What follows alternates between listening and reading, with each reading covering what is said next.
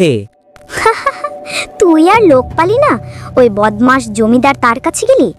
ও ভীষণ পাজি আর আমি বেশ অলস, বুঝলি? কাজ কাম করতে পারি কিন্তু করতে ইচ্ছা করে না। বসে বসে খেয়ে খেয়ে একটা অভ্যেস হয়ে গেছে।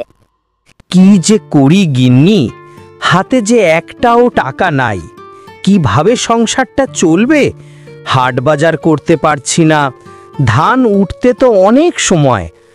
না হয় গিয়ে জমিদার বাবুর কাছে কিছু টাকা ধার নিয়ে আসি। জমিদার বাবুর কাছে টাকা ধার নিলে তো সে অনেক লাভ নিবে। সে আবার সুদ ছাড়া টাকা দেয় না। তার চেয়ে না খেয়ে থাকাই ভালো। না না গিন্নি, না খেয়ে কেন থাকবো? ধান তো আর কিছুদিন পরে উঠে যাবে, তখন টাকা শোধ দিয়ে দেব। খুব বেশি নেব না, অল্প কিছু টাকা নেব, যেন ধান উঠা অবধি আমাদের চলে যায়।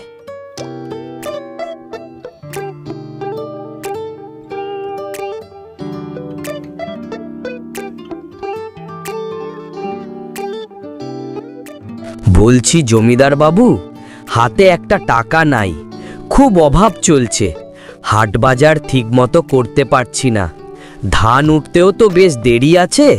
তো যদি কিছু টাকা ধার দিতেন, আমাদের ধান উঠা অবধি চলে যেত। হ্যাঁ হ্যাঁ রতন, তোমার যত খুশি নিয়ে যাও। তোমাদের জন্য আমি সবসময় আলাদা করে কিছু টাকা রেখে দিই, কারণ আমি জানি এ সময় তোমাদের অভাব হবে, যাতে তোমাদের একটু সহযোগিতা করতে পারি। আপনাকে অনেক ধন্যবাদ বাবু, খুব উপকার হলো। হ্যাঁ হ্যাঁ, তো মনে করে মাসে মাসে 1000-100 টাকা করে দিলেই হবে।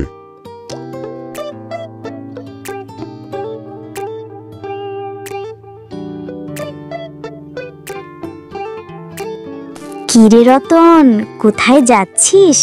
হাটে যাচ্ছিস বুঝি? এই তুই আমার জন্য ইলিশ মাছ নিয়ে আসিস তো। আমার না খুব ইলিশ ভাজা খেতে ইচ্ছা করছে। এই, তুমি কাজ করে খেতে পারো না নাকি এমনি? আমার অভাব চলছে, জমিদার বাবুর কাছে টাকা ধার নিয়ে আসলাম, সুদে। তুই আর লোক পালি না? ওই বদমাস জমিদার তার কাছে গেলি? ও ভীষণ পাজি আর আমি বেশ অলস, বুঝলি? কাজ কাম করতে পারি কিন্তু করতে ইচ্ছা করে না। বসে বসে খেয়ে খেয়ে একটা অভ্যেস হয়ে গেছে।